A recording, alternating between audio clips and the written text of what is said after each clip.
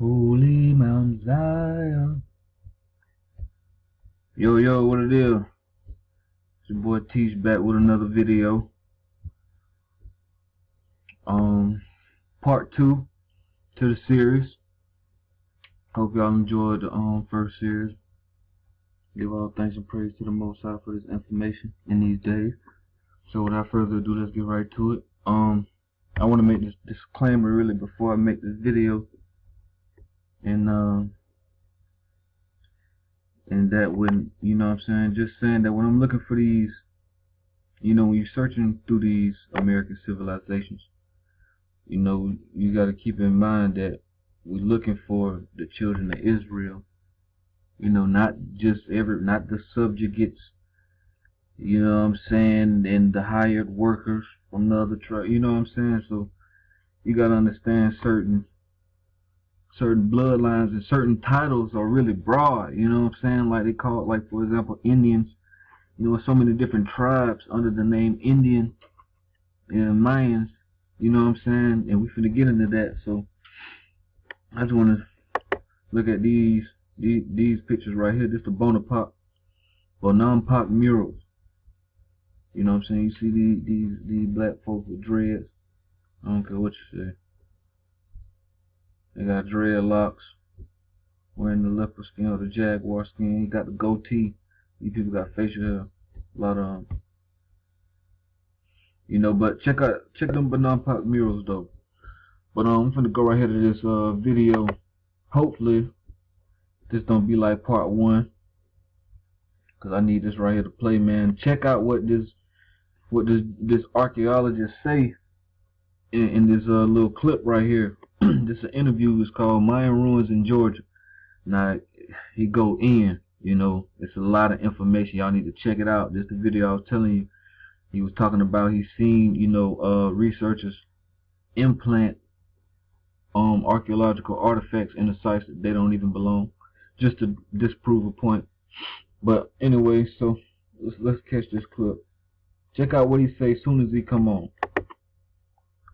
And yeah. And you listeners should understand is there may be 134 different types of Maya. 134 different types of Maya. And that's what some of the people, when the archaeologists were trying to put out their propaganda here in Georgia, they didn't tell people, you know, there were Mayas who couldn't even write, and there were Mayas, you know, that built cities, and that they were physically different.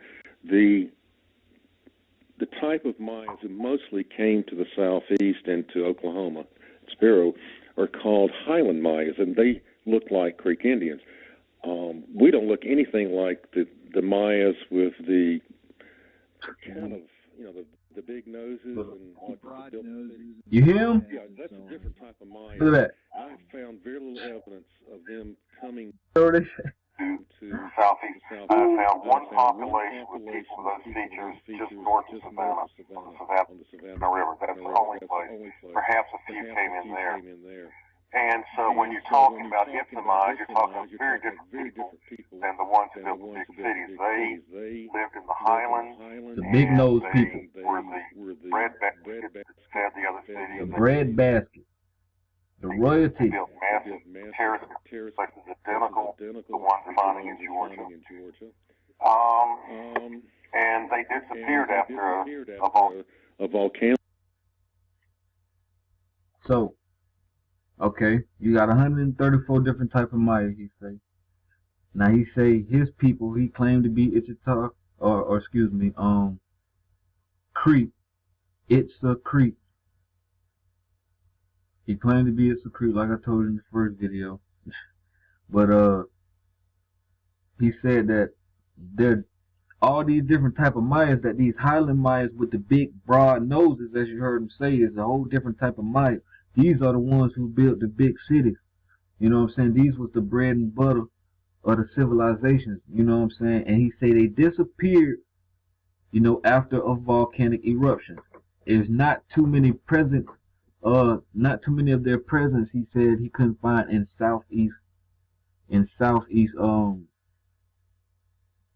the southeastern part of the United States. So could that be because these Mayans You know what I'm saying? Like we read in the Annals of the Kachi Quails, crossed the river. And we seen where they crossed it at in part 1. So, you know what I'm saying? I just want to make that disclaimer real quick. Alright, continuing where we left off in part 1 a little bit, I just want to hop back on these reeds. Remember, the reeds is a common name for several tall grass-like plants of wetland. Now look at these reeds over here in the picture. You know what I'm saying? Let me hold on. Might need to zoom in for y'all a little bit.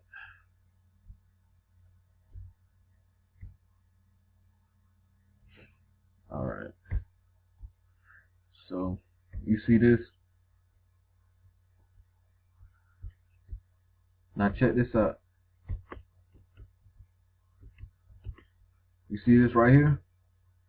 This is thatching, roof building with reeds. Let me take you back to Cahokia. Look at the houses. You know what I'm saying? So, you know, being thatched with the reed.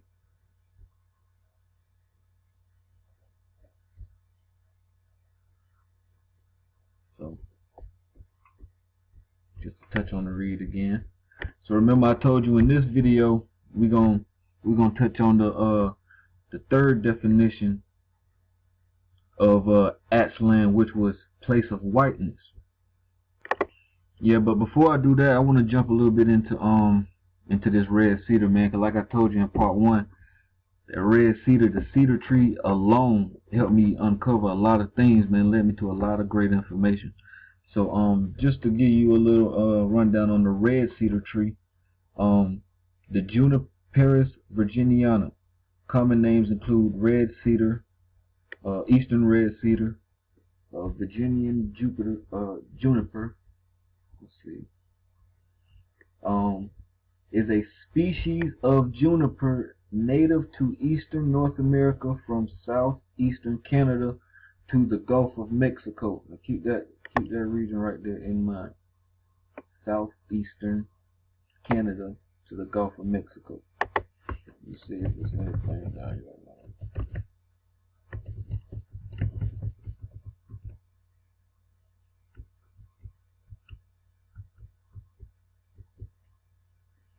Okay, now, right here for uses.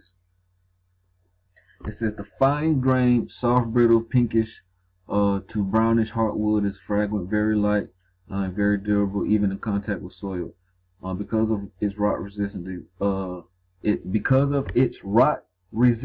Now remember that. Remember that the wood is used for fence posts.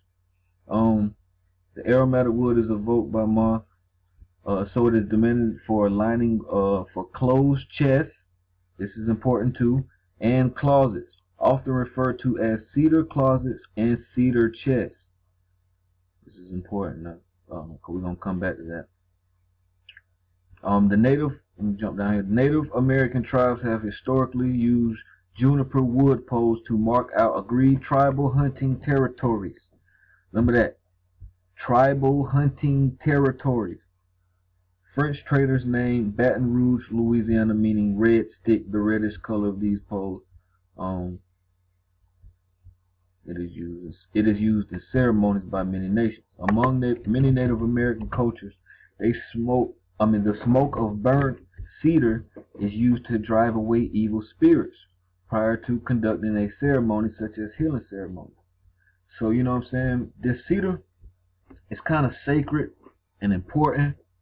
I'm gonna jump over here real quick, give you some information on the cedar. This is an article by someone who I guess is of Native American background that has a lot of history with this tree, and they were talking about some of the things they know about it and its retrospect to Native American culture. So I'm gonna read some of this. I'm gonna jump to history and folklore. But I know y'all don't know if y'all can see up here, I'm writing about a very special and sacred tree. Keep that in mind. Alright, let's jump down to history. My husband wasn't finished telling me on what I knew about the tree. He has family in Louisiana who passed along some interesting history about the Eastern Red Cedar. I didn't realize this, but Baton Rouge in Louisiana began with the native Indians that was named after the Eastern Red Cedar. Remember, they are named after the Eastern Red Cedar, just like in the annals of the Cachiquel. The Mayans say, by this red stick, this red tree, our staff, we are called the Cachiquel. So keep that in mind as well. They say in 1699, a French-Canadian explorer by the name of Pierre Le Moyne Sieur Iberville led an expedition up the Mississippi River. He partly consisted of 200 men that were the first European travelers upriver. When the expedition reached a spectacular red pole adorned with animal skulls, they named the site Baton Rouge, which is French for red stick. The heartwood of Eastern Red Cedar, which is a very vibrant red color. Jump down a little bit. Y'all can dig on this. This is on garden.org. It's all about the Eastern Red Cedar. Known as the Tree of Life by Native Americans, the Eastern Red Cedar was and still is used in ceremonies regarded as a holy tree. A holy tree. It has often been burned in purification rituals and sweat lodges. When burned, cedar acts as a purifier, cleansing the area in which it is burned, emitting a pleasant scent. The wood from this tree is considered especially sacred, holding power. It is very much alive spiritually. It's interesting to learn that the number of tribes includes cedar as one of the 4 sacred medicines, which are cedar, sage, tobacco, and sweetgrass. So yeah, that's just a little bit on, just the sacredness and some information on this red cedar. Let's jump over here and let's get some Bible verses for cedar. Now we talking about holy now. The holy cedar wood. Just check this out. This verse right here. Then shall the priest command to take him that is to be cleansed 2 birds alive and clean in cedar wood and scarlet and hyssop. Let's see. The priest shall take the cedar wood, hyssop. He shall be cleansed in the house of blood of the bird, and the running water, and the living bird with the cedar wood. He shall take the cedar wood. This is in Leviticus. You see these, these are priestly scriptures. Yeah, man. So the priests of Israel was doing the same thing with this cedar tree. You know what I'm saying? As the so-called Native Americans. They held it as sacred. As well. And now check this verse out right here. And he spake of trees from the cedar tree that is in Lebanon. Now, y'all might want to write down Lebanon, because that's going to play a key part in what we're going to be bringing out today. Okay, another verse right here in 1 Kings chapter 5 verse 6. Now therefore command thou that they hew me cedar trees out of Lebanon. So Lebanon is really associated with cedar trees. If any one of you know anything about Lebanon, it's a place of cedar trees. You know what I'm saying? There's mountains and cedar trees. So we can also go over here,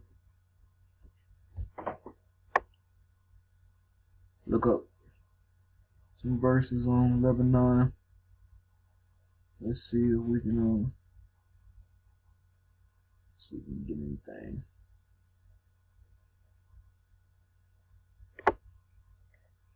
Okay, right here in Judges, in the cedars of Lebanon. 1 Kings 4:33. We're going to go a little deeper into this verse, but here we go again. And he spake of the trees from the cedar tree that is in Lebanon. Jump down. We just got that verse. So yeah. So as you can see, this Lebanon place is really associated with the cedar tree. So I wanna dive a little deeper into 1 Kings 4:33. So I'm gonna go over here to the website that has the verses with the Hebrew Strongs right next to them.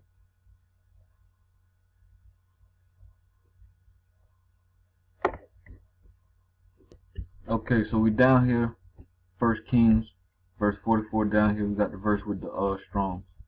It says, and spake of the trees from the cedar tree that is in Lebanon. So let's click on the Strongs. Let's see what we get for Lebanon. Lebanon. H3844. From 3825. The White Mountain, from its snow, Lebanon. A mountain range in Palestine, Lebanon, so they say. Proper name, location. Look at this right here. Lebanon means whiteness. A wooded mountain, a cedar wooded mountain range on the northern border of Israel. Whiteness. Whoa. Y'all remember that? Let's jump over here real fast. Aztlan means home of the snowy egrets or place of whiteness. So, you mean to tell me you got this region from the Gulf of Mexico into southern Canada on the eastern side of the United States? That's earth mounds and earthen pyramids with red cedar poles, red cedar all through the culture. Cedar wood held, in the high esteem. You got herons and egrets everywhere in the wetlands, and also you got Aztlan means a place of whiteness, and just as Lebanon means a place of whiteness with the cedar tree. So I just find that very funny. So we're gonna keep digging. Okay, I wanna jump back over here to the Juniper virginiana, the red cedar or the cedar tree Wikipedia page. Just want to bring up something kind of interesting. I seen this right here, and often referred to as cedar closets and cedar chests. Now I want to show you guys something real interesting. A hope chest, also called Drury chest or cedar chest or Trossat chest or glory box, is a piece of furniture traditionally used to collect items such as clothing and household linen by married young women and in anticipation of married life. The term hope chest or cedar chest is used in the Midwest or South of the United States. In the United Kingdom, the term is bottom drawer white glory box. So anyway, so I was looking at these, and so look at that, and it made me, go to thinking a little bit. You know what I'm saying? I started thinking about the Ark of the Covenant. Since we got this little Exodus story, these kind of Exodus story, biblical stories about children of Israel, in places with the cedar, the priests in Leviticus and in Exodus was working with the cedar. So I was just curious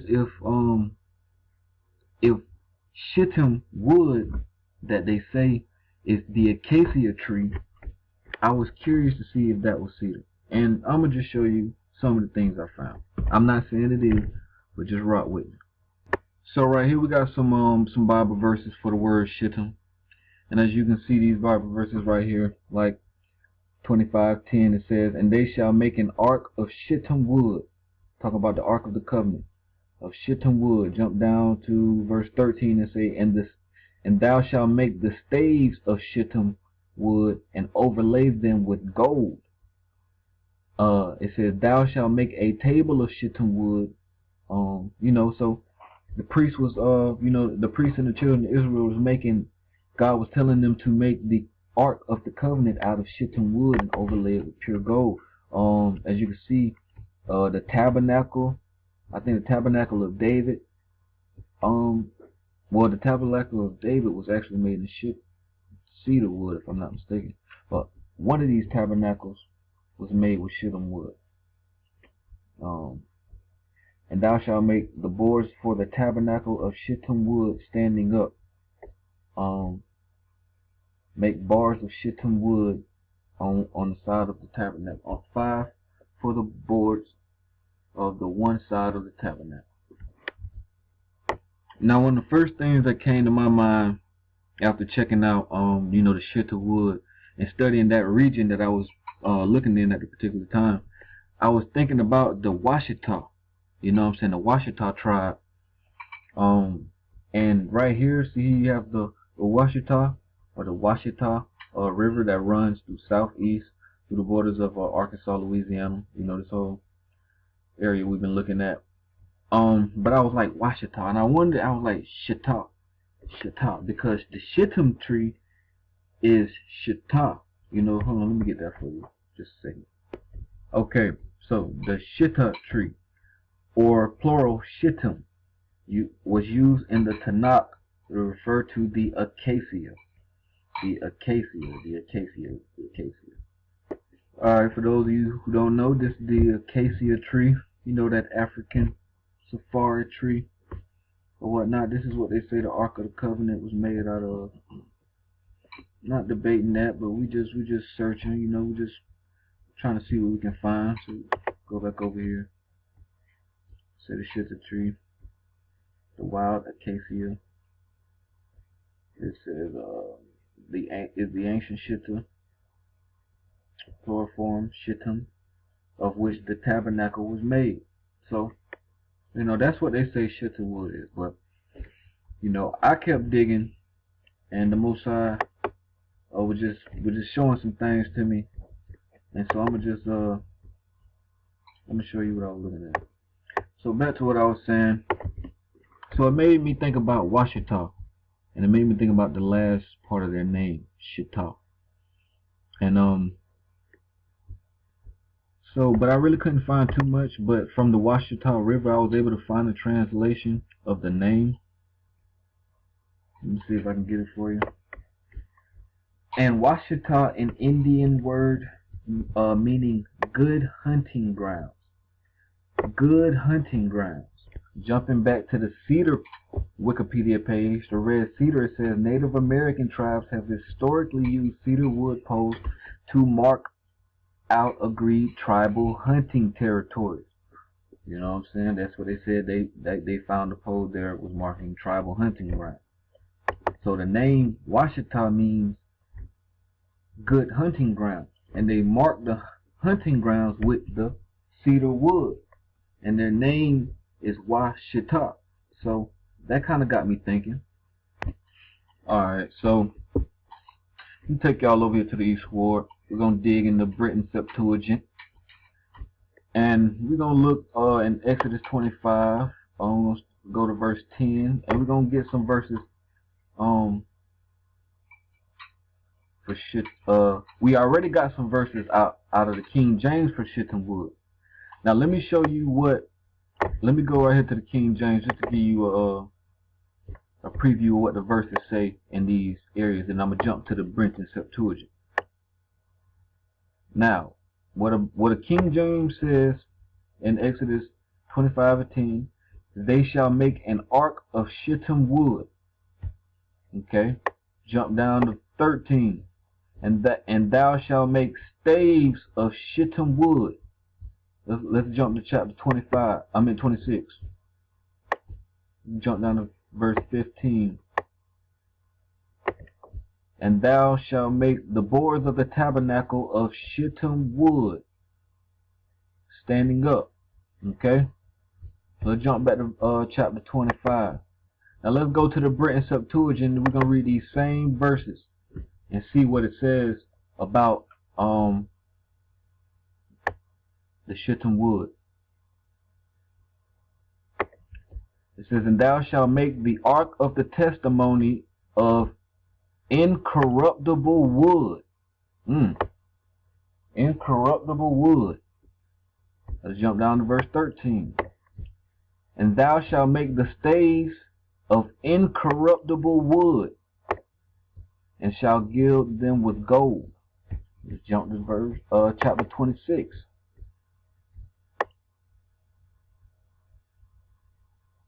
Verse 15. It says, and they shall make the post of the tabernacle of incorruptible wood. So in the Britain Septuagint, where in the King James it would say shittim, in the Britain Septuagint it says incorruptible wood. Now, what I found crazy about that is, let's jump over here to 1 Kings, and we're gonna go to 4. This is the same verse about the cedars in Lebanon. Now you see this right here, and he spoke of trees from the cedar in Lebanon. So let's click on this verse. See if we can bring it over here. Now check this out. The word Arsareth. You can catch some of that, but I want to jump down right here. It says, but we're going to come back to that. Now check this out right here. This is important right here. And the inhabitants of Mount Lebanon still called it Ars. Talking about this cedar regions. They called it Ars. Now that's important. So it says, the cedar is a large and noble evergreen tree and grows on the most elevated part of the mountain. It's taller than pine and so thick that 5 men together could scarcely fathom one. It shoots out its branches at 10 or 12 feet from the ground. They are large and distant from each other and are perpetually green. The wood is of a brown color, very solid and incorruptible. Very solid and incorruptible. The wood is of brown color, very solid and incorruptible. Let's jump back to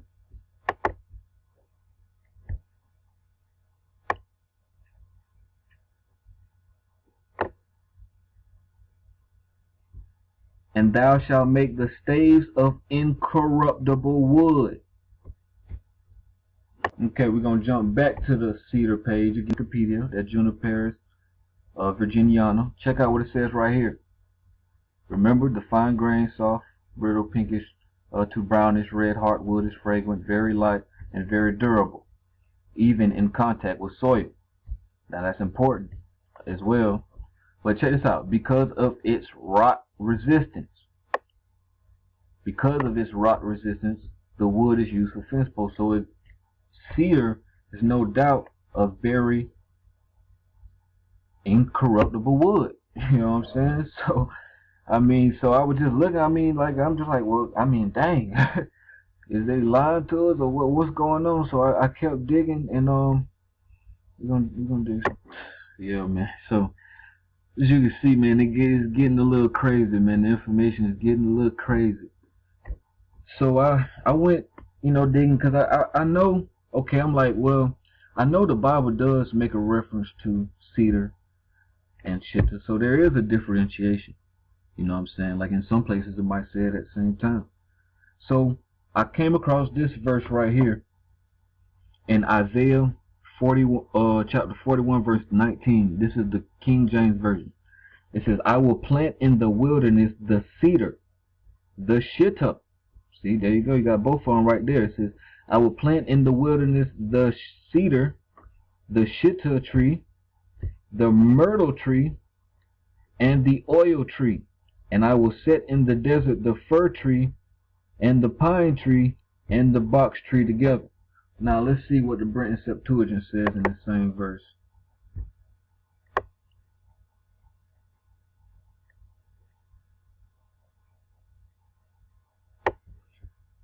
Isaiah 41:19, Brenton Septuagint says, I will plant in the dry land the cedar and box, the myrtle and cypress and white poplar. So as we can see, Shittim is nowhere in the picture. Now we just got the cedar, the box, the myrtle, the cypress, and poplar. And see, the cypress and the poplar can be accounted for with the oil tree, or the fir tree. The box tree was mentioned in the King James Version. The myrtle tree was mentioned. Cedar tree was mentioned. But Shitta is nowhere to be found. And they said Shitta is the acacia. So I know acacia ain't the cypress tree. And I don't really know about white poplar, but I'm pretty sure it ain't the acacia tree. So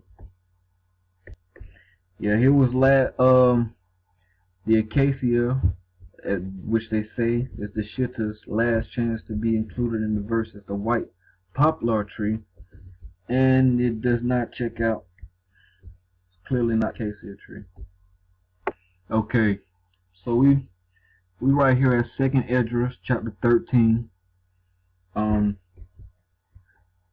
on KingJamesBibleOnline.org. It's the reason I had to come to KingJamesBible.org. We'll explain that later. But I want to jump down to some familiar verses I'm pretty sure we all familiar with. So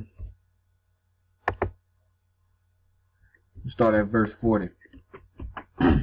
Says, those are the 10 tribes which were carried away prisoners out of their own land in the time of Osea the king, whom Shalmaneser the king of Assyria led away captive, and he carried them over the waters, and so came they into another land.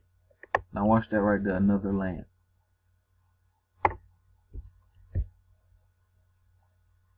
Okay.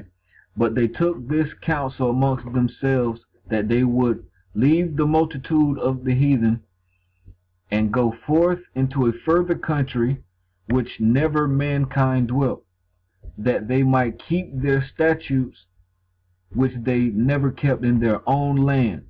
And they entered the Euphrates by the narrow passages of the river. For the Most High then showed signs for them, and held still the flood till they were passed over. We've got like another little Exodus, I'm crossing the river, you know what I'm saying? So it says, for through that country there was a great way to go. Now I say through that country, not on the boats in the water sailing from the Persian Gulf around the whole African coast all the way up to the Americas. They say once they passed over the Euphrates, they got it back on land, and say through that country there was a great way to go, namely of a year and a half. And the same region is called Arsareth. So we finna dig on that Arsareth. Okay, so we're gonna Google Arsareth, and this is the definition that they give us, and basically everywhere it's gonna give you. This is the Jewish Encyclopedia.com.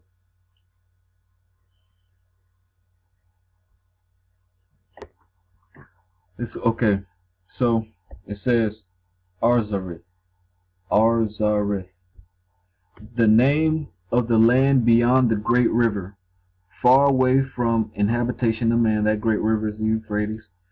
Far away from the habitation of man. That's what this says. This says far away from the habitation of man. This says where never mankind dwelt. So that's an important distinction. But anyways, it says in which the 10 tribes of Israel will dwell, observing the laws of Moses until the time of restoration, according to third Ezra. No, that's second Ezra. Excuse me. I guess that's second Ezra. Ain't that? That's 3 or 4. One of them. Anyway, it says Columbus identified America with this land. You know, so well, but you got to be careful because you know, Columbus also said that in South America, the Orinoco River springs are a beautiful paradise for Adam and Eve to live. So when you talking about the Americas, you talking about all of Canada and all that stuff up there, the United States, the whole United States. You talking about Mexico, Central America, Yucatan, the islands, and you talking about the whole South America. So to say the whole America is Arsareth, is where you people kind of got the translation a little wrong. Okay, so it says the name, it has been suggested by Schiller Skinsey. Now I'm going to show you how they lie and how they try to cover up stuff and why it's imperative that we do our own research. Check this out. It says the name, it has been suggested by this person, is taken from Deuteronomy 24:25. 24 through 27. It says, because they forsook the covenant of the Lord and went and served other gods, the Lord rooted them out of their land and cast them into another land, Erez Aheret, as this day. So they saying that another land is the definition for Arsareth, Erez Aheret. And just to kind of solidify, these are some song lyrics to some Hebrew song, right? It says, Ayin Li. Now anybody knows that you know Ayin Li, that I don't have. Ayin Li Erez Aheret. It says, I have no other country. Erez Aheret. Other country, right? You see Eret again down here and land. So Aheret, country, land, you know what I'm saying? I have no other country or land, because I think the other Hebrew word for country is really Medina or something like that. Now, to all my scholars out there, I gotta ask y'all a serious question. For the name of Arsareth, if the name of Arsareth means another land, let me ask you a question. Why, to validate the name of Arsareth, would they have to go all the way to Deuteronomy to find a verse that has the word another land, if they got this verse from 2nd Ezra, when 2nd Ezra verse 40, right above, what, 5 verses up, look what you got, another land. So does that make sense that they got to go all the way to Deuteronomy to find another translation of another land when they got it right here 5 verses up? But it wouldn't make sense to say, okay, so they came into another land and all this, you know, then they entered the Euphrates. Through that country there was a great way to go, namely 1.5 years, and the same region is called another land. That wouldn't make sense. You know what I'm saying? Why they gonna call, if it means another land, why they gonna say another land right here and then give us Arsareth right here? But see, that's where the deception comes in. Alright, so coming back here to the Jewish Encyclopedia, I want to give you guys a translation, man, that the Most High has blessed me to even come across to perceive in this way. I mean, it's crazy. Y'all gotta understand, as I'm even presenting this information, it's just crazy, man, because these folks are just lying. So when you got the word Arsareth, we see here they broke it up into 2 words, right? Erez and Aheret, which they say means another land. I want to show you guys something very interesting. I want to go over here to this Strong's Concordance right here.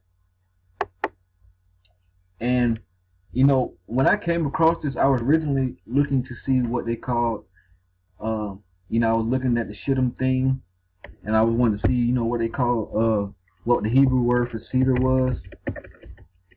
So I'm going to type this in, see what we get. Okay, so, interesting enough, these are the words I got for cedar. Arise, arise. Arez. Arez. A cedar tree. Arza. Arza. Now look at that. Look at that prefix. Arza. Cedar word. Arez. Now let's jump back to the Jewish Encyclopedia. Now they say Arez means another. But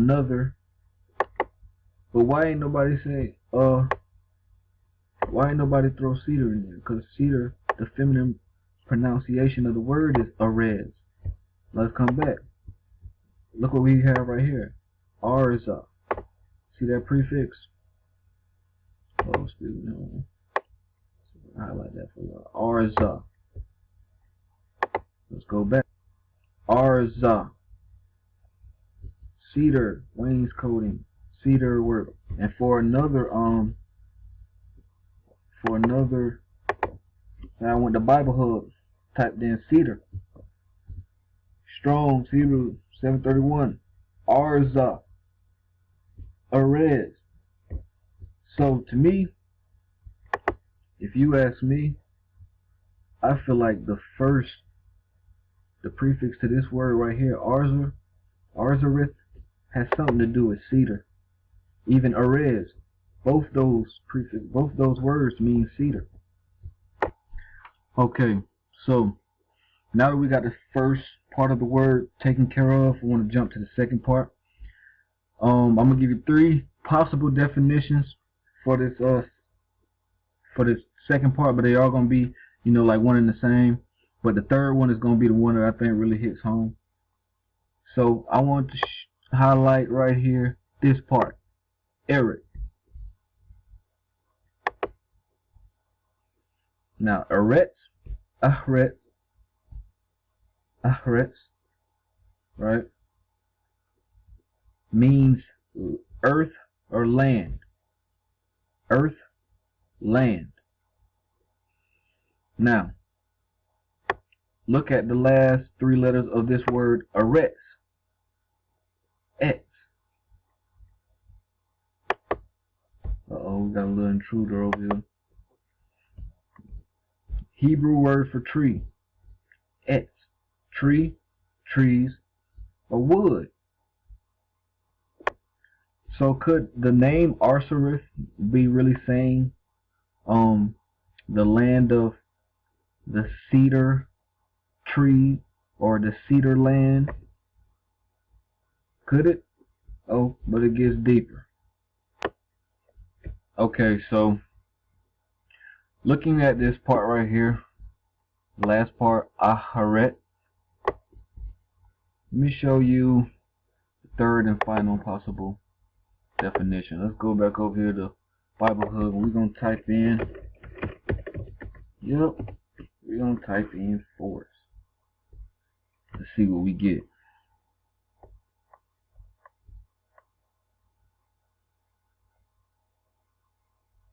Let's see, over on the Hebrew side. Forest. Oh, huh? What's that? What? Sure. Oh, click on that. Now look at this. Cheret. You see? It got the het right there. Cheret. A forest in Judah. The location there. Chereth. Look at that. Chereth. Chereth means forest. So let's go back. Check out the word. Chereth. Chereth means forest. So could the name, the biblical land of Arsareth, be possibly Arez, Aheret, the cedar forest, a land of cedar forest, or cedar land, or cedar trees? I don't know. But we give all thanks and praise to the Most High, man, for this information in these cedar trees. Yeah, we got Arza or Arez, cedar tree, forest, Chereth, Azareth, Arez, Chereth, cedar, forest. Cedar tree, cedar land. Now that's also funny because I know you can see two distinctive names in this series, and both of those names are Aztlan and Arsareth. And both of these lands are a land in which the 10 northern tribes of Israel would be in before they be in their own hills and valleys. Because when we go back to 2nd Ezra, look what the Most High tells us. Now back in 2nd Ezra, where we got the only place in really the biblical, I guess, narratives you get the word Arsareth. The next verse down says, then there, it says, then dwell they there until the latter time, and now they shall begin to come. The highest shall stay the springs of the stream again. So you're going to hold the waters for them to cross it again, right? And across it already to get to Azra. You're going to hold it to cross it again to get back into their own lands. So it says, you're going to hold the streams again that they may go through. Therefore sawest thou the multitude with peace. So now, as we know, based upon some information, like I remember the brother from Let Us Find the Truth, he had the Paradise City.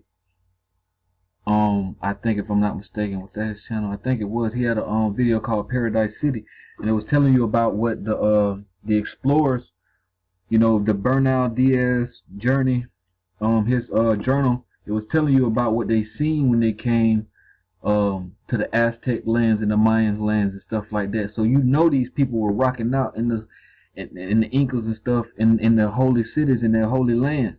Like the Mayas say, we came from the place of the cedar to our hills and valleys, which is the Guatemala region. So could it be possible that the 10 tribes of Israel left Assyrian captivity and went to a place of cedar forests and cedar trees?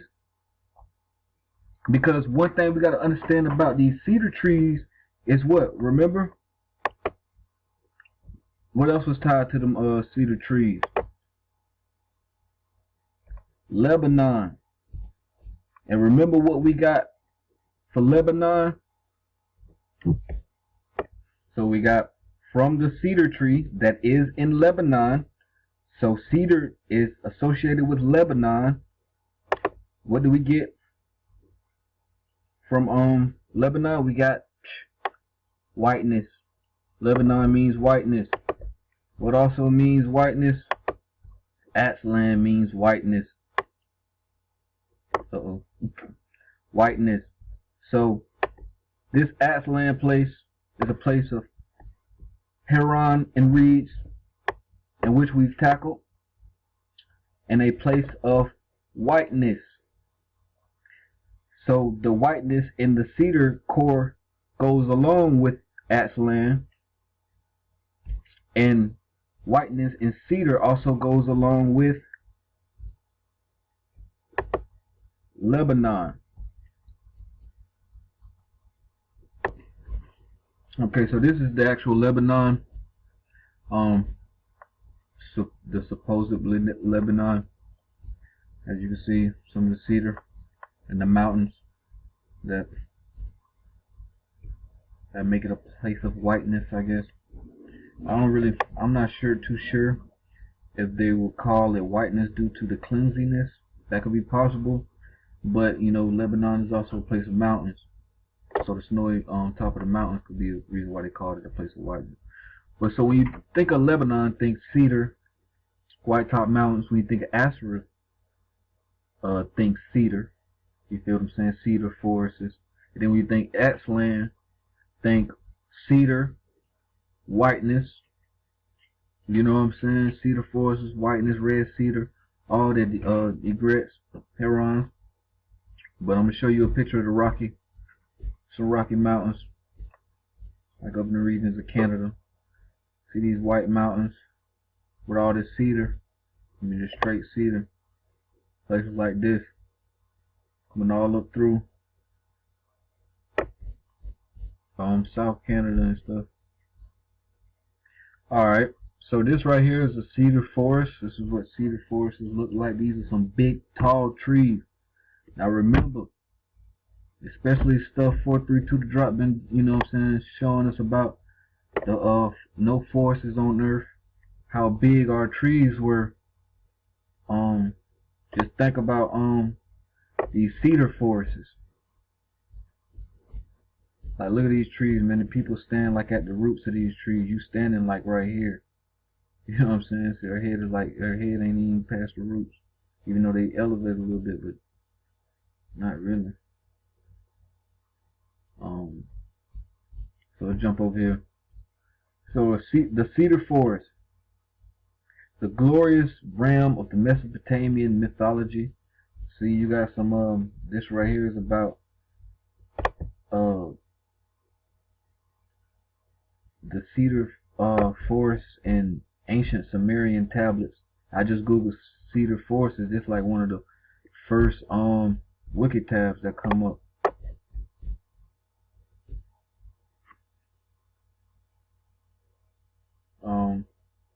See, cedars of God. So you see, man, that cedar, high reverence to that cedar. Okay, so coming back to Cahokia, which we finding could be a very high candidate for the mythological land of Aztlan and Tulan. We know we finding the egrets, we finding the herons, you know what I'm saying, the wetlands, the reeds, the red cedar posts. You know what I'm saying? So what we're formulating is the possible location of Aztlan, and what we find is in Aztlan be the possible location of Arsareth, because we're talking about Northern Kingdom Israelites leaving captivity, dwelling somewhere, and then leaving that and coming back into their own lands. You know what I'm saying? So I want to show you these regions of the Cahokia, or the mound civilization, the Mississippian culture. Their mounds, again, remember, stretching into southern Canada. Right? Okay. Okay, I'm sorry, I must interject because I forgot something. Check this out. I ran across this. This place is called Libby, Montana. Libby. You know, that kind of, I'm like, Libby? No, I'm looking at it. I'm looking for Lebanon, the place of cedar and white top mountains. And we got a place here in Montana called Libby. Libby, Montana. But now, check this out.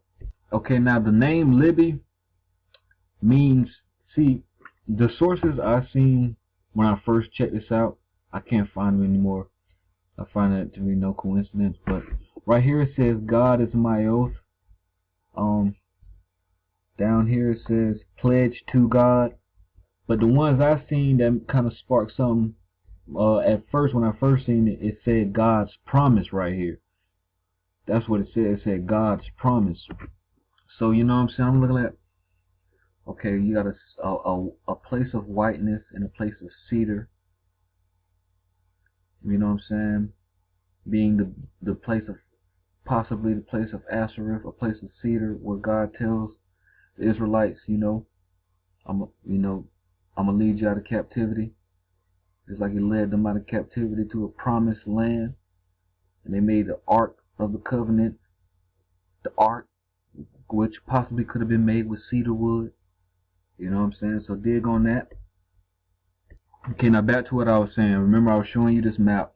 We were talking about, you know, Aztlan and Aztlan being Arsareth and those connections there. And we're talking about this Mississippian culture. And look where this Mississippian culture is. These regions, you know what I'm saying? Now let's check something out. Let's go back over here to the cedar page. Wikipedia cedar, red cedar page. Now let's look at the map for the natural distribution of varieties of the red cedar. Look at that. So Arsareth, cedar forest.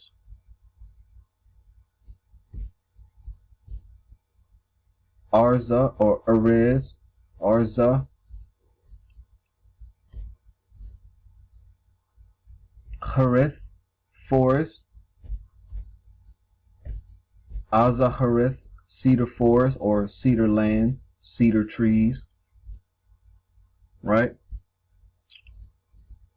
Aztlan, what the Mayans and the Mayans and the Cachiquels, what they say, came from a place of the red cedar tree. We came from that place. We called it Tulan. That's where the red cedar tree was. Aztecs called the same place Aztlan. Aztlan is the place of the cedar tree.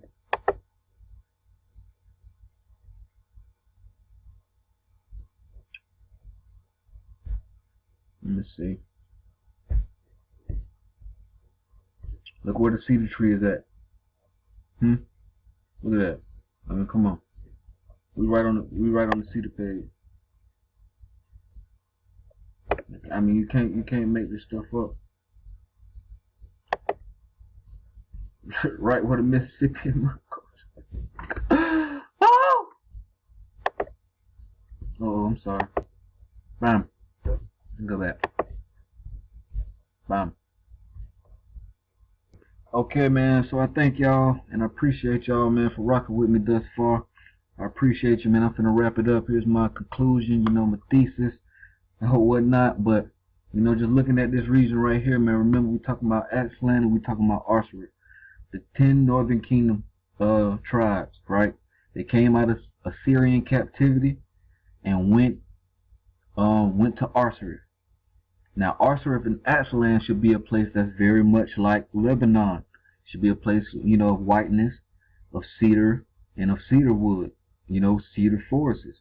The Mayans and the Cachiquels tell us they came from a place of cedar, the red cedar sticks, at the place of Tulan. Aztecs say the same place as Aztlan. Then we got what? The Annals of the Cachiquels, they say we need to cross this river to get to our lands, where we can see our hills and our valleys. We need to cross this sea so we can see our hills and our valleys. So could it be that coming out of Assyrian captivity, these people came into the Mississippi and Mound area organization, and dwelt there?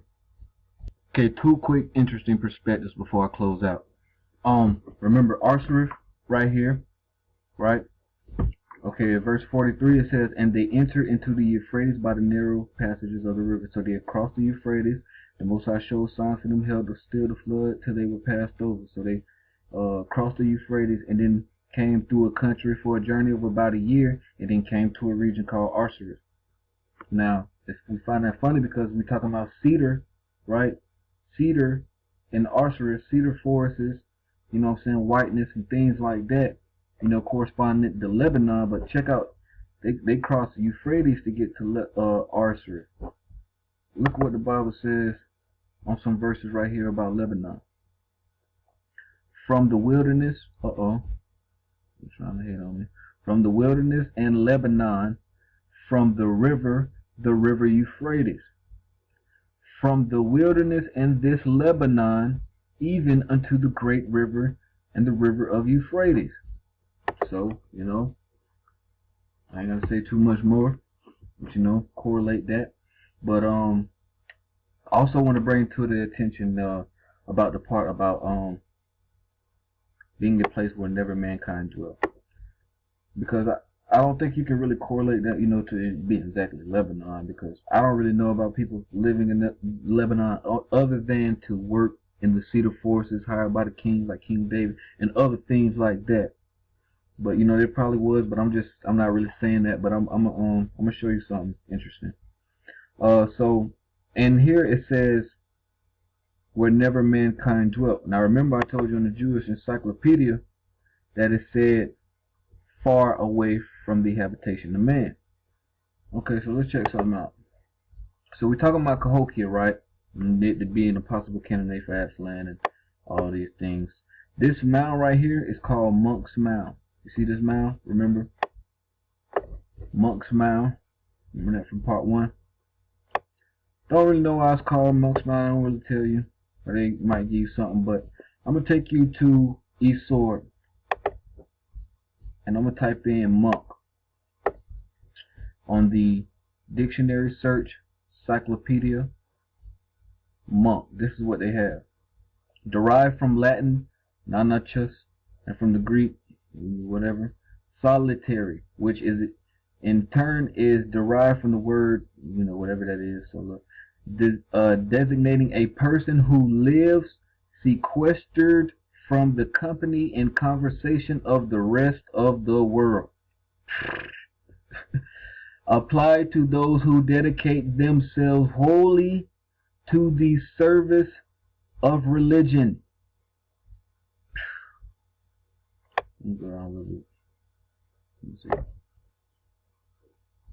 Solitary is a term denotes generally all who addict themselves to a retired or solitary life, and it is unusually applied not merely to such as retired to absolute solitude in caves or deserts, aka wildernesses, deserted lands, dry lands, lands without habitation. Those are all possible definitions for that.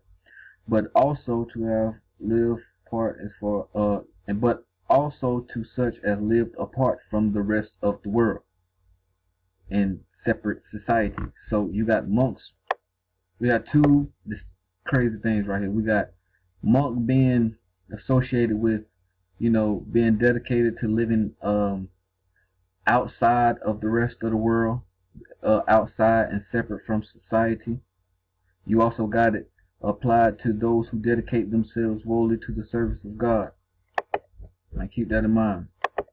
Because remember, the children of Israel, but they took this counsel amongst themselves that they would leave the multitude of the heathen and go forth in a country where mankind never dwelt, or far away from the inhabitation of man, that they might keep their statutes that they never kept in their own land, so that they may continue their religious practices in solitude that they didn't in their own land by this place of cedar.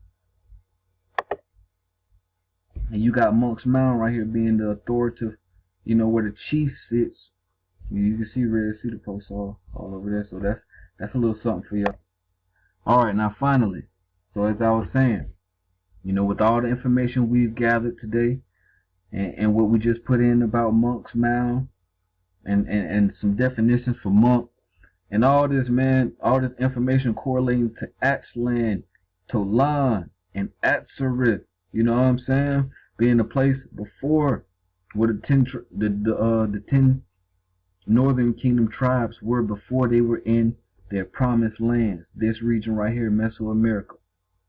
So like I say, could have come from these regions and entered into this land right here as biblical prophecy, and to validate the biblical histories of the narratives of our forefathers. So we give all praise and thanks, man. I'm gonna leave y'all with that. You know what I'm saying? And y'all stay safe, stay prayed up, keep them laws and the commandments, and I'm gonna leave you with a picture of beautiful holy Mount Zion. Alright, man. Out.